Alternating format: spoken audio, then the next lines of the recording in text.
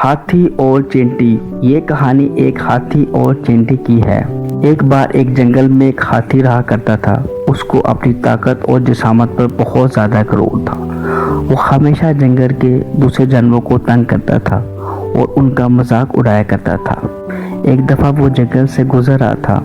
उसने एक तोते को देखा जो दरख्त पर बैठा हुआ था। हाथी बोला, हे तोते, तुम वहाँ क्या कर रहे हो? तुम्हें दिखाई नहीं दे रहा? मैं यहाँ से गुजर रहा हूँ। मैं सबसे ज्यादा ताकतवर जानवर हूँ। चलो मुझे सजदा करो। तोता बोला, मैं तुम्हें सजदा क्यों करूँ? क्या क्या तुम नहीं जानते कि मैं कौन हूँ?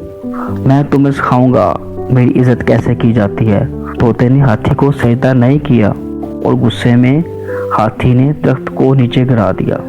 अब तोता उस दरख्त पर बैठ नहीं सकता था और वो वहां से उड़ गया।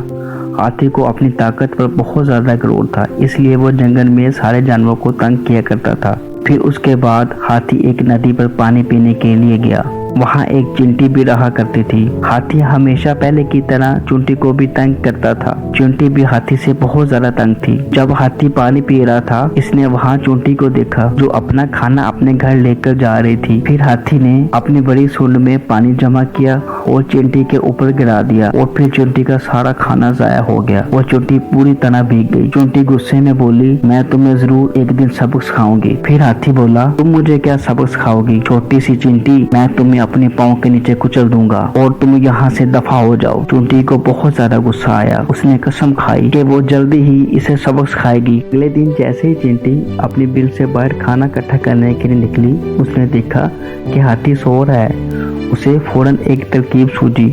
वो उसके नजदीक गई और उसकी सूंड के अंदर घुस गई और काटने लगी और हाथी एकदम से चिल्लाने लगा और बोला, मेरी सूंड में कौन है? बाहर निकलो, मुझे बहुत ज्यादा तकलीफ हो रही है। चींटी ने उसका शोर सुना, फिर भी उसको काटती रही। अब उसका दर्द बहुत ज्यादा हो गया था और रोने लगा। चींटी ने जब हाथी का रोना सुना तो उसकी सूंड से बाहर आ गई। हाथी इतना खौफजदा हो गया कि चींटी अब न काट ले। इसलिए फिर हाथी ने चींटी के आगे घुटने टेके और माफी मांगने लगा और बोला कि मैं अब आपको परेशान नहीं करूंगा। हाथी अपनी गलती समझ गया और वहां से चला गया। इसके बाद हाथी ने फिर किसी को तंग नहीं किया। तो बच्चों, हमने इस स्टोरी में क्या सीखा है? कोई भी बड़ा या छोटा नहीं होता, हम सब काबिल हैं। चींटी की तरह छोटा भी हाथी को सबक सिखा सकता है।